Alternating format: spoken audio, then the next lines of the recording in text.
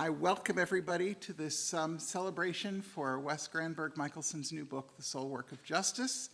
He's going to be telling us more about that in a little bit. This is really a theological writing center event, even though we are saying it's a theological writing center and Reformed Church Center event. And there's a very important technical academic reason for that, which is the Reformed Church Center has a line item in their budget so that they could order lunch. The Theological Writing Center didn't, so we let the Reformed Church Center co-host so we'd get fed. We are pleased to welcome Wes Granberg-Michaelson. I will introduce him in a minute. I want to remind everybody, especially out in the online world, that you are always welcome to be at Reformed Church Center events. And they are always free, but we really do get by with help from our friends. And if you would like to be a friend of the Reformed Church Center, go to nbts.edu/donate. And after you make a donation, there will be a place where you can designate your donation. And if you click on the drop-down menu, one of those is Friends of RCC, and that's us. So please, we welcome any friends we can have and can get, because that keeps us running and keeps us able to do things and present different kinds of programs.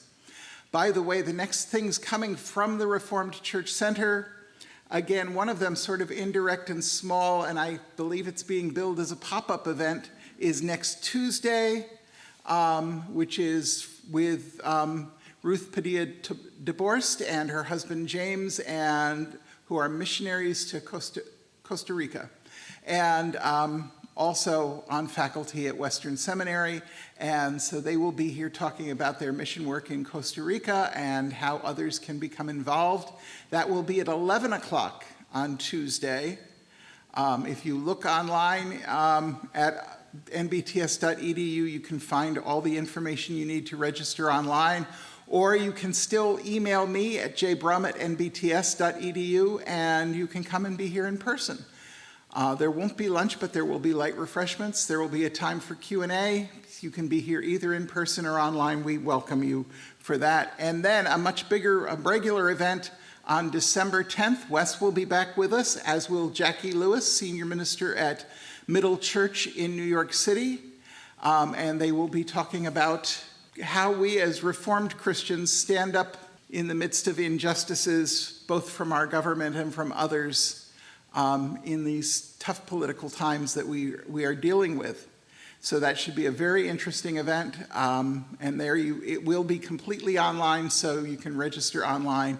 It'll be Wednesday, December 10th at noon, and go to 1:30. And as always, if you somehow miss the event, the recording is up within a few days and will be there afterwards. So we are glad to have you with us. Wes Granberg-Michaelson is General Secretary Emeritus of the Reformed Church in America. And as with so many of us when we retire, he's doing a lot of the same things, except he's left out the part where he goes to meetings anymore, or at least minimizes that entire. It seems to be the universal theme. Well, I want to do all the same things, I just don't want to go to meetings. So he is doing justice work. He is advising Global Christian Forum. He is advising city classes, where he is a member, and helping pastors there. And he is writing, and his most recent book is The Soulwork of Justice, which is what he's here to talk about. So, ladies and gentlemen, Wes Granberg-Michaelson.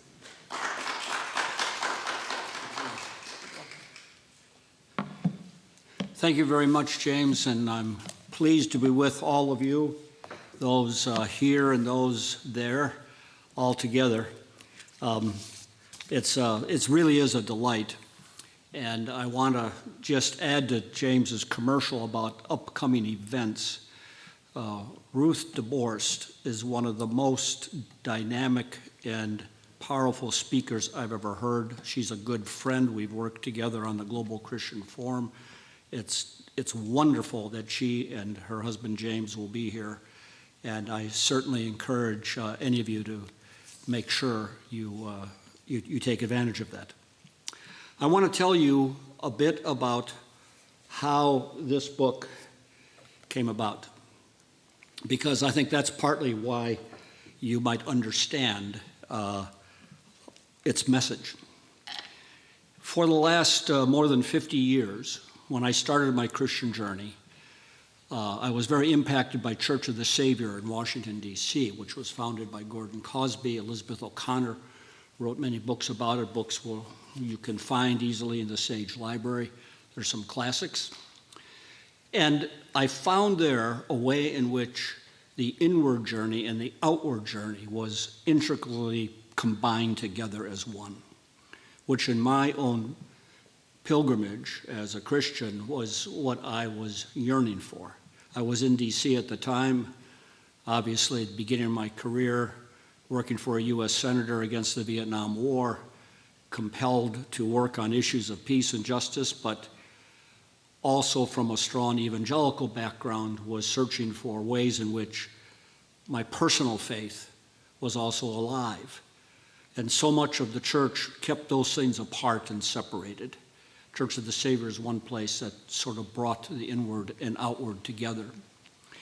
And they did so through practices, through specific practices and disciplines. Time spent each day in reflection and reading and prayer, and also journaling. It's where I learned journaling. And I've kept journals for 50 years. I like to say that a journal is simply a place where you process your grace and your pain. And for some people, including me, it's been a really useful tool.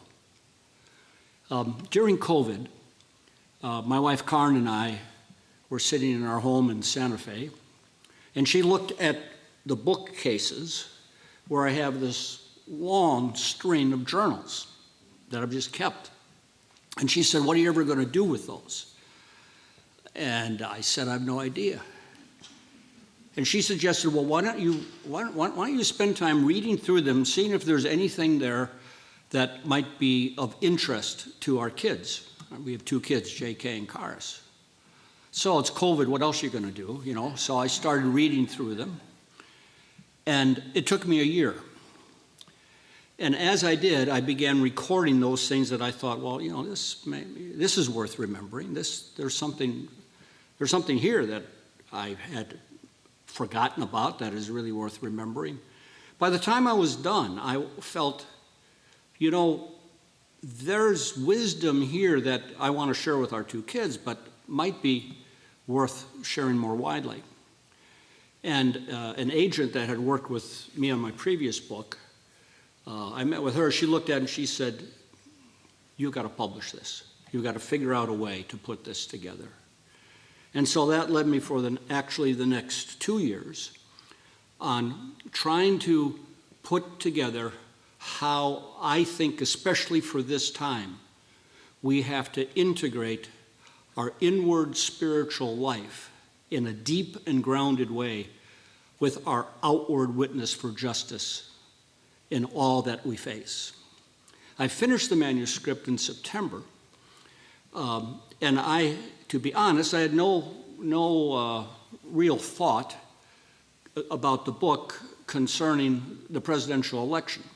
And I didn't really expect Donald Trump would be elected. After the election, my friends at Orbis, which was enthusiastically publishing the book, it became clear that now we were in a time when the sense of impending peril is so great, and the need for resilient Christian witness is so deep, that we have to find how we can go forward.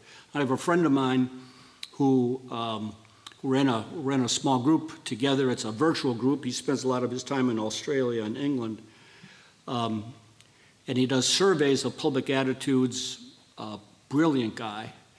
He said to me in our group meeting about a month ago, "Unrighteousness is on the march." That's what I see. And I think there's deep truth to that. And that means for many who are of the kind of disposition politically that at least I, and I'm sure many people listening here are and watching, you say, what can I do? What can I do? What can I do?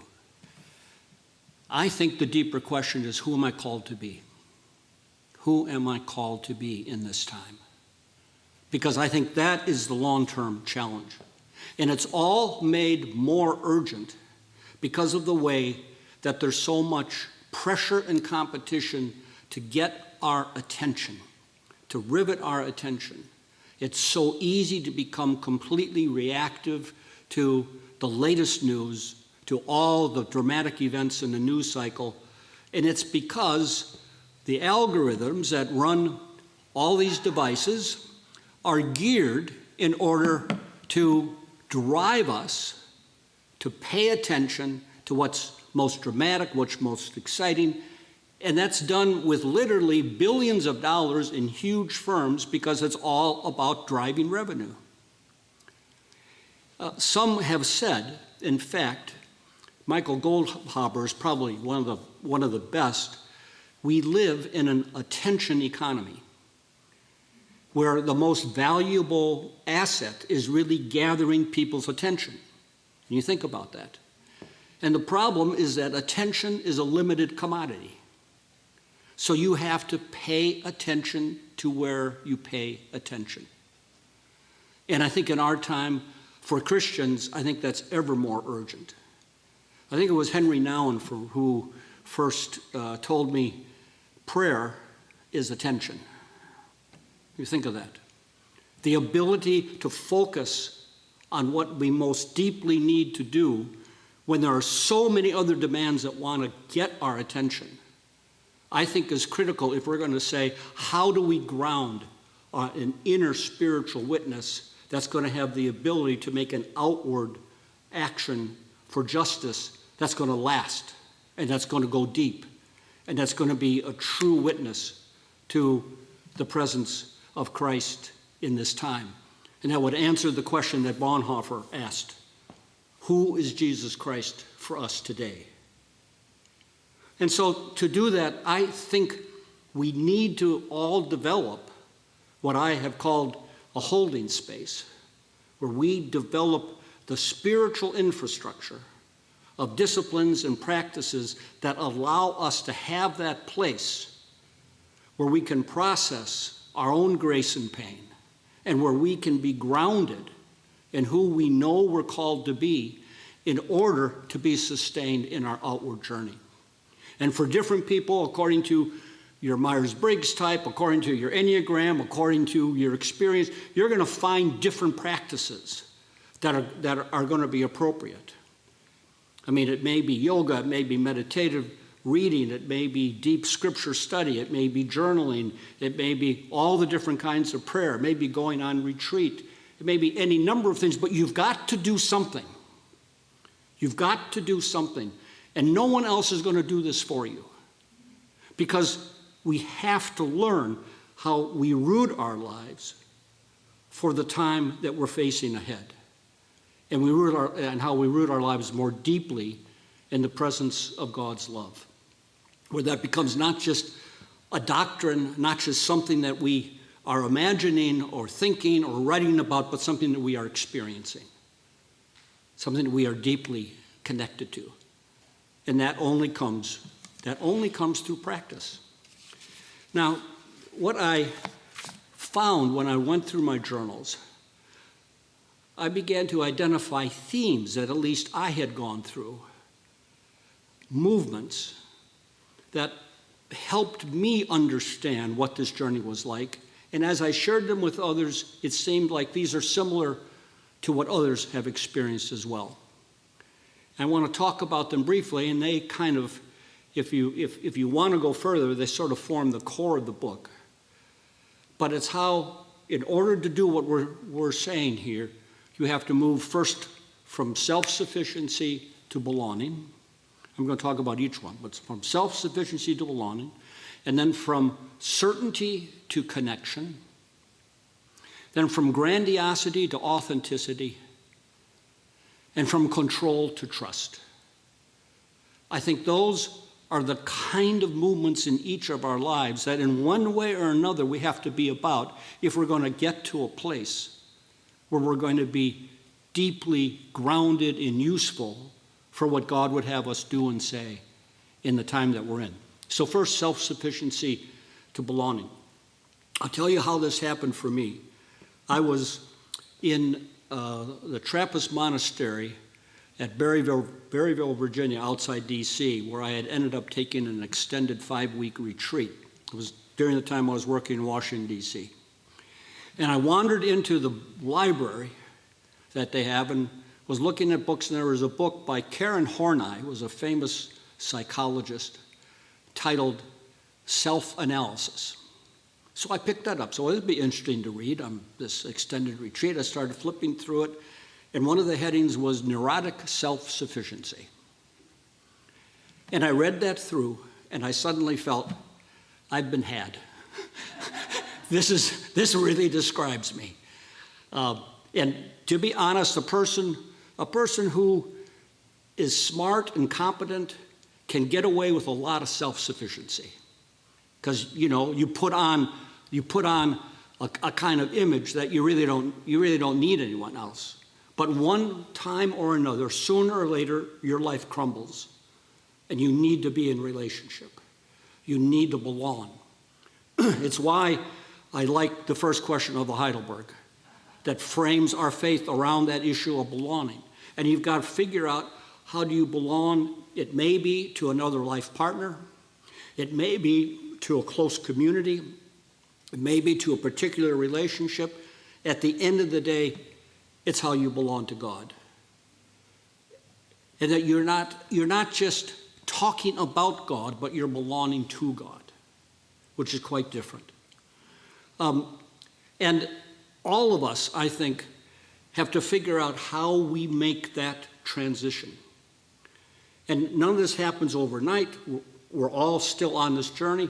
But to move, especially in our culture, from a stance of self-sufficiency to a stance of deep belonging is almost a countercultural act. Second, from certainty to connection. For me, we're approaching Advent. All of us, I think, like to construct our faith and our life around things we know for certain, around rational truths. And particularly in the Reformed tradition, we're really big on that. We can get certainty because we get the words right, we get the creeds right, we get the rational statements right, and it's all neatly wrapped up. But for most of us, in one way or another, that certainty begins to fall apart. It may be through simply exposure, it may be through foreign travel, it may be through reading, it may be through a traumatic event, it may be through one thing or another, and suddenly we discover how we put our faith together originally just doesn't quite work anymore. So there's a whole movement, as you know, today around deconstruction. I mean, there are websites, there's a mini industry around podcasts and books and analysis of what it means to be deconstructing. But the real challenge is then, how do you reconstruct? How do you rebase your faith? And I think that happens not so much through another rational system, but it happens through discovering those points of deep connection. Connection where we experience God's presence in ways that root ourselves. And it may happen as we are exposed to creation. For some people it happens when you're out on a hike and you see a mountain reflected in a pure pool that just overwhelms you. Or it may be when you pick up a newborn and for the first time your eyes connect with hers and this is just transcendent. Or it may be through art and music where something just breaks through. Or hopefully it happens in the sacraments. It happens when we know we're in a space that just is beyond because in some way God's presence is breaking through. My wife Karen and I are doing interim pastoral work at the Christ Lutheran Church in Santa Fe now. Lutherans have communion every Sunday. And I tell you, the liturgy, the preaching, everything we love. But when those in this little congregation come to receive bread and wine, there are moments when I look down and they look up, and it is all beyond us. It just happens. In all of our life, those things will try to break through. And I think it's those points of connection that finally ground our faith more than anything else. And so that's the second transition. And these transitions are so important for justice because this is the way in which we then get connected to all of God's love throughout the world. It's when we experience this love internally, that we then know we're in touch with the same love that is at the heart of all the world's pain externally. It's that same love that's moving. The third is from grandiosity to attention. I don't know if any of you who are watching or who are here like to follow the Enneagram. It's become real popular in some circles as a tool. And grandiosity is a particular feature of the Enneagram 3 type. A person who's very competent, person who's very successful, person who is a good salesperson, person who can be a really effective spokesperson and leader. But when taken to unhealthy levels, and when narcissism gets thrown in, what then you do is that you kind of hide the parts you don't want to talk about, the shady parts, the parts you're not so proud of. I wrote an article on my Substack a few months ago titled "The United States is an Enneagram 3." That as a country, we love to put forward our success and our competence. And now, particularly at this time, what are we trying to do? We're trying to erase all those parts that some people feel we shouldn't acknowledge or be so proud of. And that's what gets us into deep danger. There's one way, an image that I like that kind of pictures this, and it's a true story. In the 14th century in Thailand, a precious golden Buddha was made by the Buddhist community. And this was a revered statue that was reverenced and worshipped for many centuries. And then it came at about the 17th century, there was an invading army that was going to threaten the monastery where this Buddha was held. And so the monks decided to cover this gold Buddha with a clay covering. So they put a clay covering over this Buddha. The invading army came, the monks were all killed. They saw this clay Buddha, which was worthless, and left it. Succeeding generations continued to revere this clay Buddha. It was moved to Bangkok. In the 1950s, a crack in the clay appeared. And the monks went to investigate to see, well, what was happening. And they looked in through the crack and they saw gold. They saw the heart of what was there. It's like what Leonard Cohen says. There's a crack in everything. That's how the light gets in.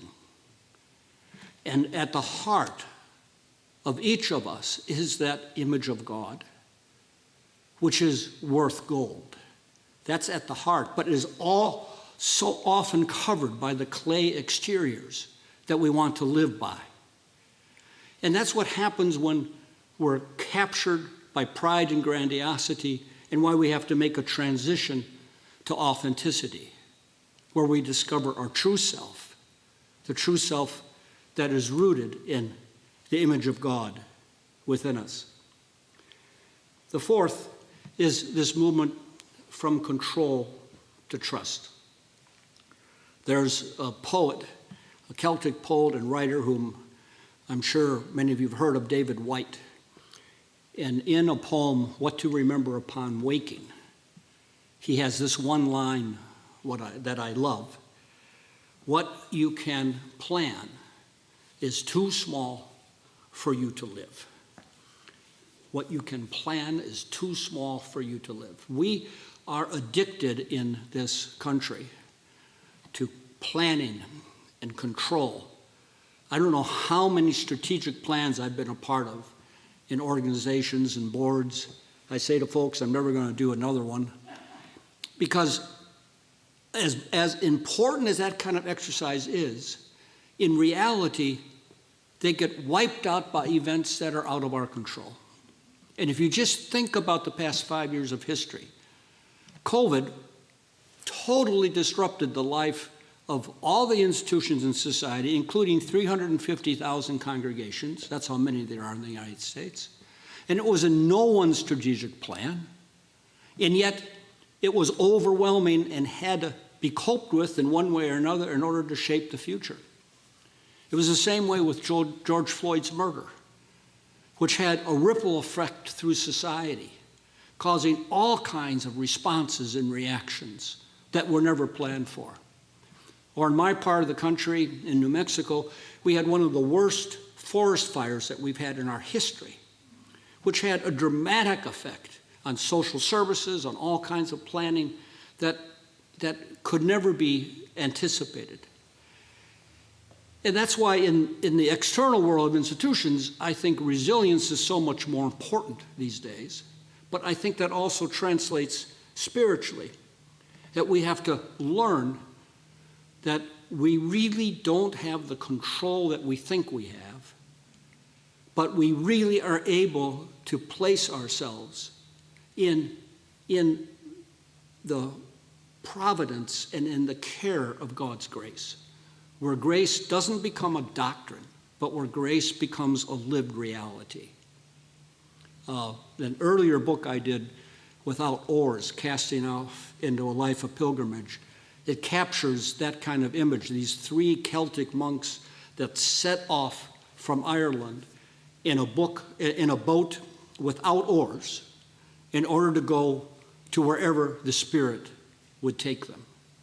I think that's a metaphor for what it means to move from control to trust. In closing, to get a picture of kind of, well, what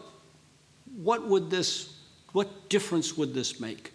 If we ground ourselves in this way and try to give attention to our inner life as we think about our outward witness, is it going to make any difference? I think it can in these 8 ways. First, we begin by knowing that this world belongs to God, that this world is of the most precious possible nature because at its heart it belongs to God, and it's from there that we take all of our action.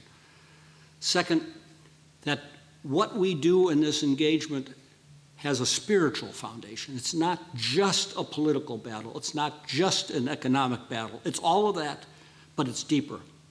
There's a story I love from Desmond Tutu. Desmond was in California, and he met a group of nuns who were getting up at 3 a.m. every morning to pray for the anti-apartheid movement. He goes back to South Africa, and there's a big demonstration at his cathedral. It had become a center for some of the anti-apartheid movement. And the cathedral was surrounded by police. And it was a very tense moment. Desmond walks out to all those who are surrounding the cathedral, and the bishop says, "Listen, my friends, there are a group of nuns in California praying for the anti-apartheid movement every morning at 3 o'clock. You people don't have a chance." The ability to understand that what we're engaged in goes deeper and draws on those kinds of resources. Third, we act on the basis of call. We don't just do what is most urgent, because the urgency changes every week, practically every day. We act on the basis of what we feel God is really calling us to do. And fourth, that gives us a steadfastness for the long term. Because frankly, I think what's required of public witness today is going to be for the long term. This is the kind of changes and the kind of what you could say darkness that is descending in our political and cultural world is not going to be done with by just some election. This is going to be a long-term process that requires a deep kind of Christian formation for those of us who are followers of Christ and in the church. And that's how we also will become resilient. Because what's most needed now is not just more urgency, but resilience that knows, regardless of the immediate outcome, we are there and we're clear in our witness. There's another brief description of prayer that I like that goes with this. Prayer is detachment from the fruit of your actions. Prayer is detachment from the fruit of your actions. In other words, you act with all the urgency and commitment, but then you relinquish it, and you let it be, and you see what is to be discovered. And that also then allows us to get detached from our ego. There are so many in the social justice movements that I've been a part of. They get into their own battles because it's all about who's getting the credit and who's going to be the one in charge. We've got to detach from our ego if we're really going to be given to the process of doing justice and doing what's right. And that also means, seventh, that we don't demonize our opponents. I don't know how to do that except through a spiritual process, because that's really hard. And at the end, we realize we are rooted and grounded in love. It's the passage from Ephesians that I think becomes a bedrock for us. I bow on my knees before the Father, from whom every family in heaven and on earth takes its name, and I pray that according to the riches of his glory, he may grant that you may be strengthened in your inner being with power through his Spirit, and that Christ may dwell in your hearts through faith as you are being rooted and grounded in love. And I pray that you may have the power to comprehend with all the saints what is the breadth and height and length and depth, and to know the love of God that surpasses knowledge, so that you may be filled with the fullness of God. It was Frederick Buechner who said, to say that God is love is either the last straw or the ultimate truth. We're people who say it's the ultimate truth. And for that to be real, we have to learn how to ground ourselves in what we know to be the most real. Thank you. Wes, you get to stay right where you are. Okay. We have 20-some participants who are out in the Zoom world. And if you're out in Zoom world and have a question or a comment, please go ahead and raise your electronic hand so I can call on you. If you're here in the room, please raise your electronic hand. I know we don't need the microphone to hear each other, but our Zoom friends need it for them to hear us. So. Thank you for your reading. Do you know what an acronym for ego is? No, tell me. Edging God out. Edging God out, yep. Very good. Anybody else?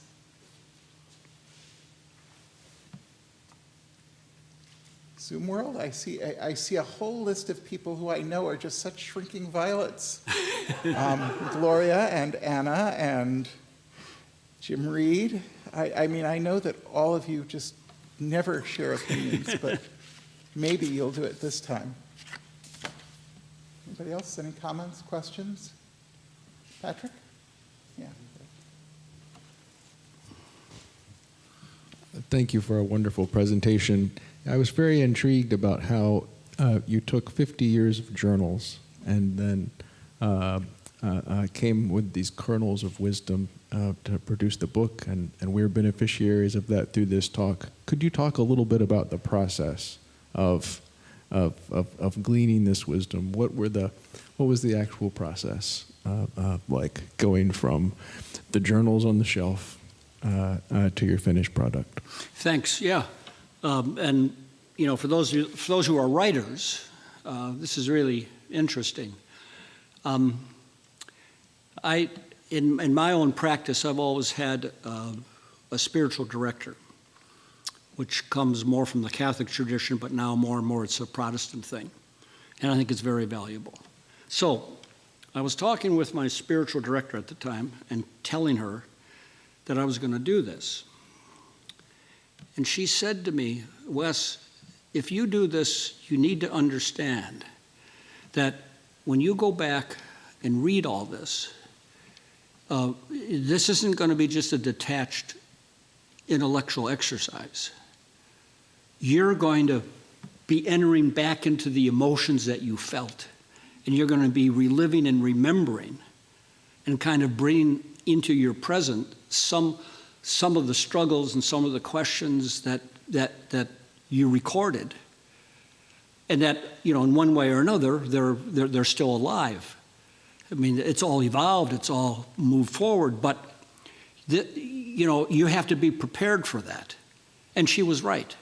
She was right, because I would at times go through certain things, and memories would come back, tears would come to my eyes.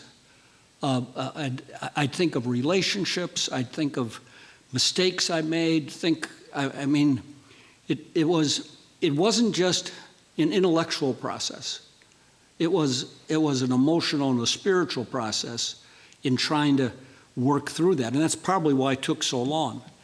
There's a line that often has come to me in that time, and it's this: only the pain you name is available for transformation. Only the pain you name is available for transformation. And I think that's one thing that a tool like journaling can do. And there's another line that follows it: the pain you don't name will get transmitted to others. The pain you don't name will get transmitted to others. And so I spent a lot of time reprocessing stuff in that way. And then, to get technical, I took about, of all the stuff I'd written, there was maybe a third of it that I had captured and began to put in categories, and then put it together in a real thick book. I mean, that is actually what I gave to each of our two kids and a few others, but then it was still just this thick, ponderous book. And I had to figure out with others who were helping me, okay, how do you take this and make it into something that just isn't journal writings, but is really something that will help people, and particularly, in my mind, help activists who are engaged in all this outward activity, who need to figure out how to sustain it, how to sustain that work from within.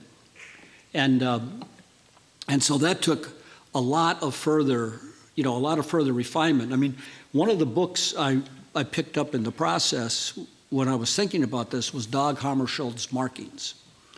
Now, Dag Hammarskjöld was the General Secretary of the United Nations from 56 to 61, and he died in a plane crash in the Congo that still, its sources have never been determined.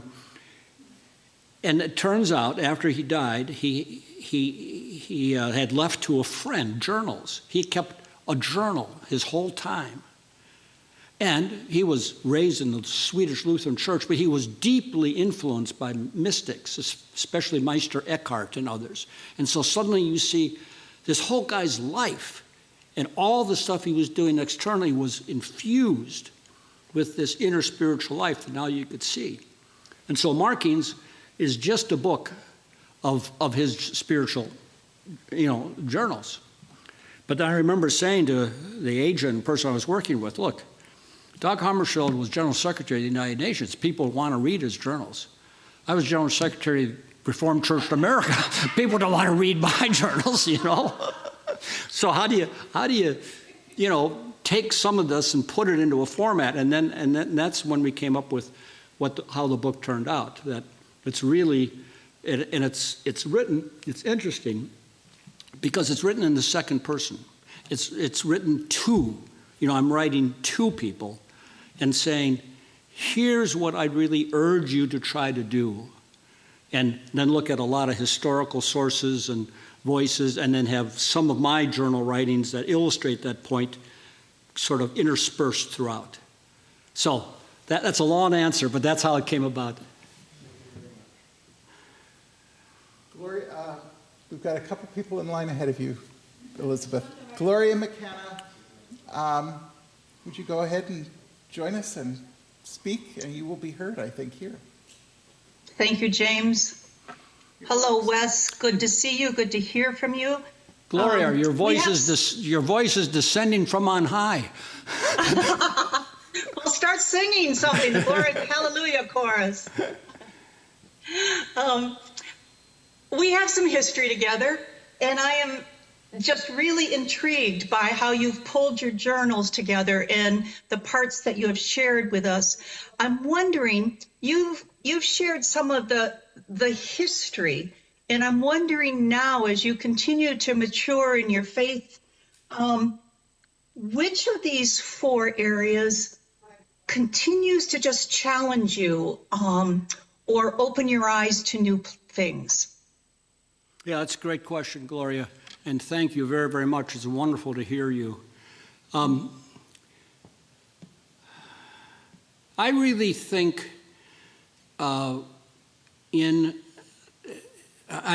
it's probably the third one, from grandiosity to authenticity. I think I've pretty well figured out, because it turns out I'm an Enneagram 3. And if any of you know that. And so I've done a lot of work with my spiritual director. I think I've really figured out how to deal with the dangers of my particular Enneagram type and be more integrated. I think the real challenge, though, is to saying, how do I live a life of true authenticity? How do I really be my true self?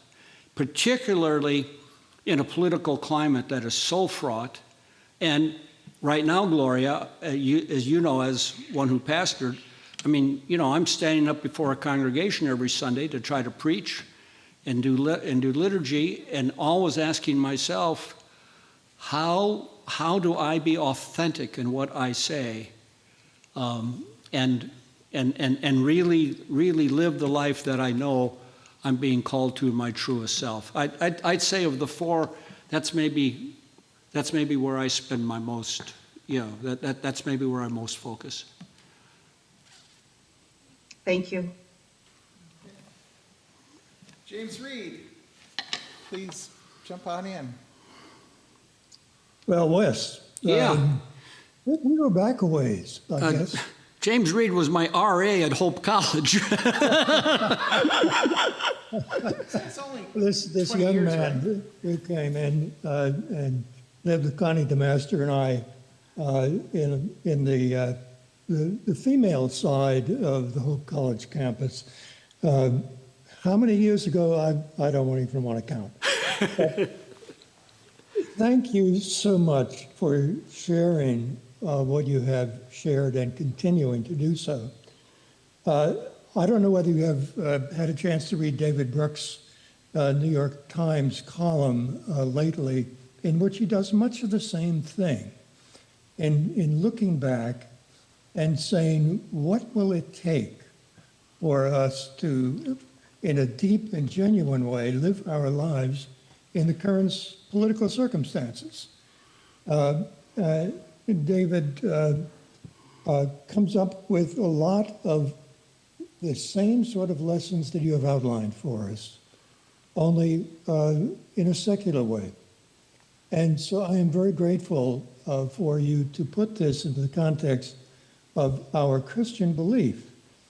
Both of you agree that to come to a better place as a society and as individuals is going to take a long time. And when we are in our 80s, we know we're not going to be around to see that result. But we can, in fact, start on that journey. I love your emphasis on do this thing now. Yeah, few of us have had the discipline to continuously and forthrightly write a daily journal or weekly journal or even yearly journal to guide our process of self-examination. But that doesn't stop us from thinking about that process and engaging in that process. And while we can all admire what you have done, I most admire your willingness to share it because we hook on to various points that you have mentioned in this entire talk. I think this is a process of thinking through and challenge that lies before us. And again, I am so grateful, Wes, for your sharing. Thank you. Thanks very much, James. It's wonderful to hear you and bring back memories and to think also about, as you say, where we go now in the future.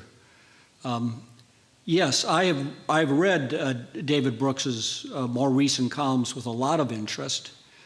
He has been over several years on his own journey. There was a time earlier when I would often find myself in disagreement with things that David would write. Now I agree that in response to the political reality we're facing, he's going deeper and he's hitting at much deeper challenges that are at stake, and they have a cultural and they also have a spiritual dimension to them that he points to. So yeah, that does resonate. And thanks for what you said at the end, James. I'm of the conviction that what finally really communicates are people's stories. And I say this, in one of the hallowed places of the Reformed tradition here. We are really big and good at getting things right in our heads. And we've done a good job of that. But I think that the power of faith gets communicated most deeply through the narrative stories of people. And when I decided to do this, Jim, I did feel, I kind of felt two things. First was, at this age, what do I have to lose? and the second thing is, if I'm going to say anything that's going to be worthwhile to, many of my friends and other people who, would just pick up a book, I think it's going to be through sharing in appropriate ways my own story that comes through, because that I think works. So that's all I could say. Elizabeth? No, before Elizabeth, one more, and then Elizabeth's going to get the last word, because Sherry Brink, I've just clicked on the allow to talk for both versions of you, Sherry. I'm going to turn off one of them because otherwise we're getting a feedback. So she's going to try because we're not sure if her system will work. Sherry, would you go ahead and see if you can share? I just unmuted myself on my phone, which is where I think my microphone is working. Hi, Wes. Sherry Brink here. Hi, Sherry. I am, not surprisingly, Wes, I am a fellow 3. I can't imagine that you're surprised by that. So not that we can really guess each other's Enneagram types, but perhaps you might have suspected. So as a fellow Enneagram 3 who has recently had the privilege of stepping away for now from full-time work, what have you found to be the particular challenges and joys of retirement, I'll put that in quotes, for a 3? Boy, wow. First, Sherry, it's fantastic to hear you. You're just such a treasured person. And the times we work together, I think of them often, so thank you. And what a great question, as of course that's the kind of question you would ask. I think, Sherry, it's in retirement. It's going back to what you often hear but what you have to internalize. Define yourself not by what you do, but by who you are. And I think for threes, that's a particular challenge, because we've spent a lot of our lives basically defining ourselves by our competence and by our success and by the good things we could do. And a lot of that has done a lot of good. But when our core identity, consciously or subconsciously, gets wrapped up in that, you remove the ability to do that stuff. You're no longer, you're no longer general secretary. You're no longer directing the appeals center. You're no longer in charge of something that's in which you're doing this. And the question comes, well, who really are you? And where do you really base your deepest identity and sense of who you know yourself to be? So I think for a three, the activities that ground one more in the works of being. And so, of course, you would know me well enough to know things like retreat and reflection and so forth. For others, it may be other avenues, but that get yourself out of the production mode and into the mode of simply dwelling and being.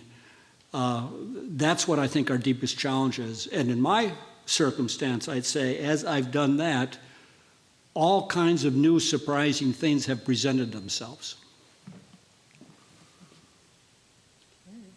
Thank you. And so, Thanks, Wes. Dr. Elizabeth Polito, Archivist of the Reformed Church in America, gets the last question today. First of all, we've been corresponding, and I just want to thank you for your talk. It really resonated with me. So a couple of things that I wanted to mention, and then there's a question at the end of it, is first of all, thank you so much for mentioning journaling, because following The Artist's Way by Julia Cameron, I've been journaling since 2001, after September 11th, and it's helped me to produce various pieces of writing, but more importantly to not lie to myself, to connect with the divine, and part of that, creativity being part of that connection, because I think that's how we're made in the image of the Creator. The other part I wanted to ask you was to connect your emphasis that's in some of your writings on pilgrimage, contemplation, and action. So it's not the active versus the contemplative life, but how the contemplative life feeds the active life. And then back to contemplation, meditation, writing, prayer, and then meaningful action in the world. Yeah. Because it's so easy just to react to the news cycle, and as you say, it's designed for that. But to be rooted and grounded in God, and then to bring that out into the world, that really resonated with me. Thanks. There's a French philosopher from the last century, worked with peasants and worked in theology and so forth, Charles Puget, P-E-J-A-Y. And he has one line that I love, which is, everything begins in mysticism and ends in politics. And that's, in a way, that's kind of a summary of some of the things we've been saying here this afternoon. I think the problem is that we always want to begin in politics and then figure out where can we fit in some mysticism. And I think, in fact, that whatever you call as mysticism really needs to become the starting point. And in the life of many contemplatives, Elizabeth, you see this really deep engagement of the contemplative journey in the outward action and pain of the world. Because Parker Palmer puts it this way, contemplation, the true purpose of contemplation is to destroy the illusions and discover the reality of everything.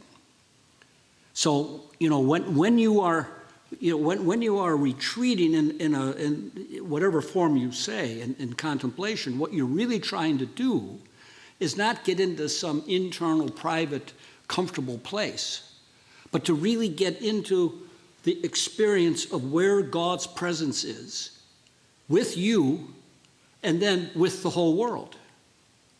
And so when you look at someone like Thomas Merton, and here he is in a hermitage in Gethsemane, and he is deeply in correspondence with John Deere and Jim Forrest and Dan Berg and the leaders of the Catholic anti-war movement. Merton deeply involved in engaging in the civil rights movement. Now, doing so as a hermit, doing so as a contemplative monk, but he'd be the first one to say, coming into this monastery is not a place that allows us to escape from the realities of the world, but rather a place from which we can engage them more deeply. And I'd like to think that our task today, when I talk about having a holding space, probably no one listening here in the room or online is going to go off and join a monastery. We're engaged in the world. But if we learn how to take that holding space with us, where we essentially always have a little monastic place we can turn to, and then have it give us the grounding for how we are engaged. Because it goes back to what I said at the very beginning of my talk.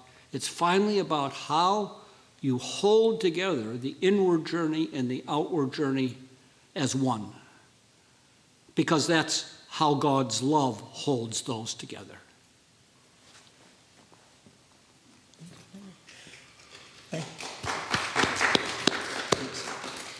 Thank you, Wes. It has been such a pleasure to have this conversation. Thank you, everyone who's joined us online. Can I give a commercial? Sure, commercials are good.